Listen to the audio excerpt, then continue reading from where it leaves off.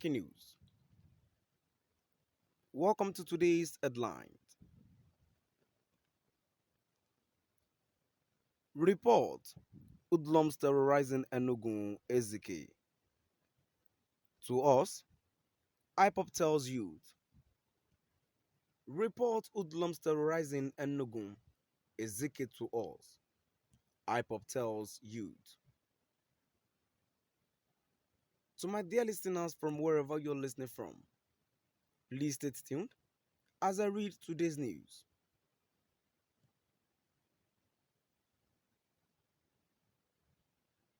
Indigenous people of Biafra.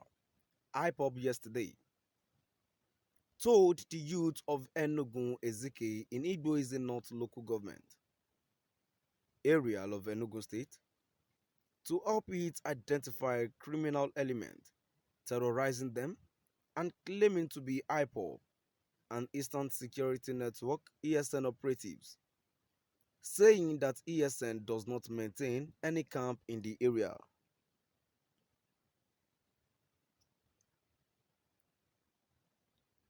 Ipob also said that the ESN stopped recruiting personnel since 2019 and therefore anybody parading himself, intimidating and harassing them, claiming to have joined ESN, is deceiving them.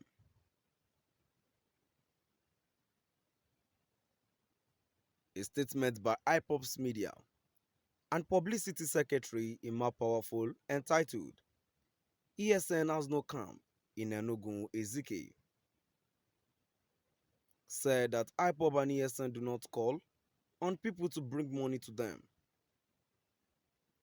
That people donate money for the good work they are doing and do so willingly and voluntarily without any form of force or threat.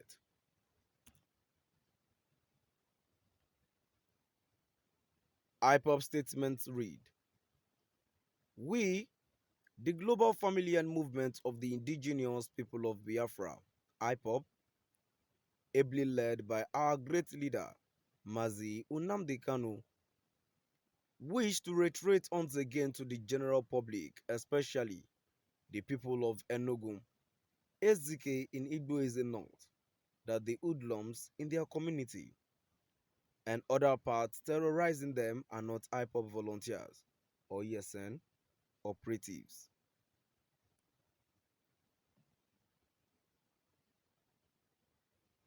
The Eastern Security Network, ESN, stopped recruiting personnel since 2 years ago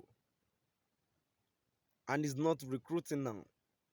And we are therefore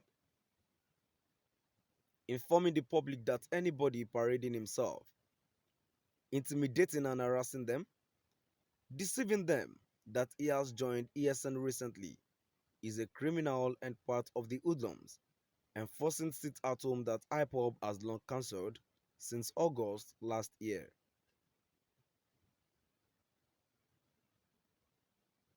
ESN operatives under IPOB knew from time that Nigerian government and its security agencies are our enemies, and we have mastered the strategies of hardening these enemies.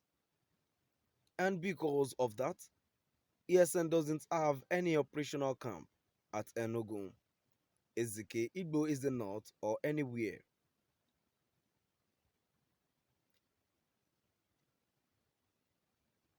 Those terrorizing men and women of God, including traditional rulers, are not ESN operatives or IPOB volunteers.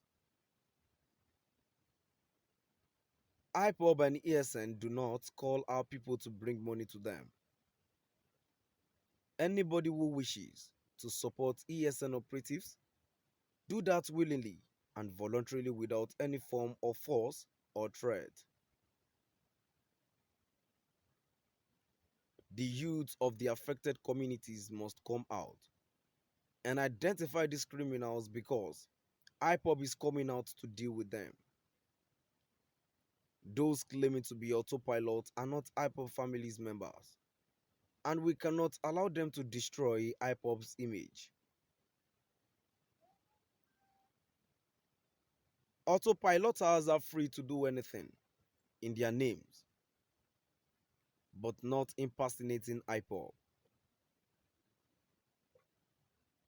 We are not against anyone or group fighting for Biafra, so long as you are not impersonating Ipob, ESN, M Branch, and Mazi Nnamdi Kanu, and with the sole objective of destroying the hard-earned good image and reputation of Ipob and ESN.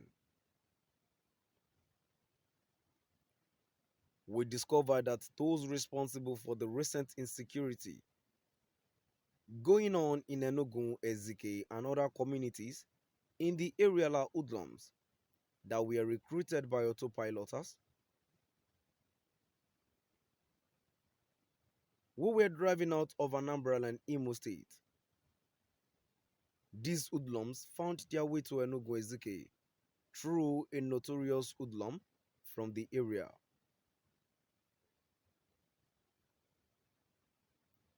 They relocated to Enugu to continue their criminal activities in the affected villages. Ipob and ESN gathered that they deceitfully recruited some of the hoodlums in the affected communities who thought they were joining ESN without knowing that Ipob is not an organization for criminals and therefore never recruited criminals into ESN. The hoodlums have ended up using same youth for criminal activities instead of fighting insecurity, and Fulani bandits masquerading as herdsmen and terrorizing the Aguibeje bush and forest, which is the border between Enugu State and Akpanya community in Kogi State, which IPOB ESN is protecting.